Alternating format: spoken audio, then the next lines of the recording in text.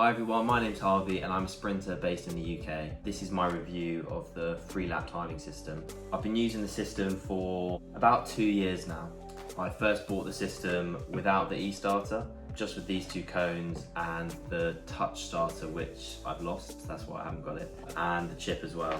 I've more recently bought the e-starter a few months ago, so I'm just going to be giving my thoughts on using this from a sprinter's perspective, because this is how I've used it. I know you can use it for other things. I'm going to be reviewing it as a sprinter would use it on the track. So the way it works, it uses a Bluetooth chip to detect when you get near one of the cones. The way that you have to set it up, if you have to set it up 0.8 meters past the line you want to record from. If you put it on the line, it will record where you were when you got to 0.8 just before that line. So you want to put it 0.8 meters beyond the line. If you have the touch starter, which I don't have with me, then you go to start and you rest your thumb on the starter, and as soon as you let go, it starts the timer. So the disadvantage of that is it doesn't have the reaction time included. This is where the e-starter comes in. So the e-starter, press the button on the top, it will say set, and then it will do a gun. As soon as that gun goes off, the timer started. When your chip is detected by another cone, it will end the timer. And for the smaller cones, these are the ones that detect you as you go past them. You just hold it to turn it on, and then pressing it once will cycle it through a start, a lap, or a finish.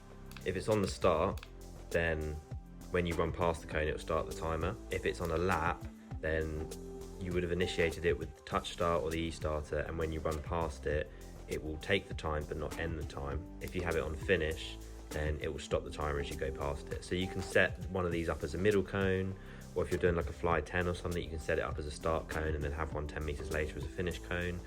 Or if you're doing a 60 meters and you want to record the first 30 and the second 30 and the whole 60, then you'd use a starter, a lap on the middle cone, and a finish on the end cone. So I found these particularly useful for measuring shorter sprints. They're just as useful for measuring long sprints as well, but it just is a little bit of a faff to set up. 20 meter block start, 30 meter block start, 40 meter block start, 60 meter sprint, 100 meter sprint, whatever. They're really useful because they're quite accurate. It's nice to have something in training to aim for, rather than just beating the person next to you. Maybe you don't train with other people, maybe you're training on your own. That's where these can be really useful. I spent a lot of 2023 training on my own, so this is where these really became helpful. I could get time, see if I was improving, test myself, challenge myself each session without needing to have someone next to me that was a similar speed. I think data in general for these kind of things is really good because it allows you to see if you're improving rather than training for months and then doing a race to find out if you've improved or not. So if you're from the UK, this set minus the e-timer with the touch start is going to set you back 650 quid, just over. The e-starter bought separately will cost you 240 quid, and individually the chip will cost you just under £200 on its own, and cones individually will cost just under £130. So all in all, this set's pretty expensive. It's not something you would just go out and buy if you don't know if sprinting's for you, or if you don't know if you want to train for sprints. I'd probably recommend getting something like a sport count timer, which is a finger timer. Link to the review for that here. But then on the other end of the spectrum, this is going to be much cheaper than something like a timing gate system, which would be thousands of pounds. You can get an LED display for over £1,000, but the times come up on your phone, so that's not something that I would think that worth it unless you've just got money to spend. And there are also some other starting systems that are better suited for multiple groups of people.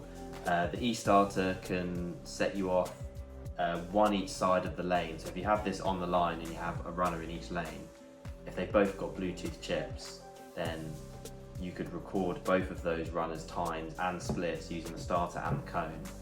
Whereas if you had 6 people running, you wouldn't be able to use them all, record them all on the same system. So for an individual perspective, this is maybe the perfect setup, but for a larger group, unless you're going to be running in twos or individually, then you maybe want to look into some of the other products. So to get the battery off of the smaller cone, the TX Junior Pro, you just have to twist this and then it pops off. I'm still using the same batteries they gave me, so the battery life's really good on this. I've had this for 2 years now and I haven't had to replace the batteries yet. And then to put it back on, you just twist it. The chip does have a small battery inside. To remove this bit, you just pinch this and then the clip comes off.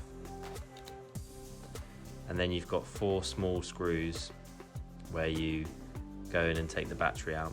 I had an alert on my device saying that this is low, however I'm still using it and it's still absolutely fine. I've got at least 2 years of battery life in it. I've been using this multiple times a week. And for the e-starter, this actually comes with a cable to charge it. So it's got a magnetic attachment and then a USB. I think the newer models might have the rechargeable battery as well. You also get a case to store everything in, which just opens up and gives you space. So there's only one place you can get the Freelap from in the UK, and that is HS Sport. So if you go on the Freelap website, you can put whereabouts you live and it will tell you who the supplier is for your region. But for the UK, it's HS Sports. Overall, I found this product really good to use. It's really helped my training. When you're in the gym, you know exactly what you're lifting and you know that you can go for a personal record, personal best. With sprinting, it's a little bit different because timing yourself's a little bit harder, and this really helps with that. So I'd highly recommend it if you've got the budget for it and it's something you want to invest in. So yeah, thank you very much for watching my review. I hope you found it useful. If you're interested in following along with my training, I'll be posting that weekly when it comes to the new season. Feel free to subscribe if you're interested. So yeah.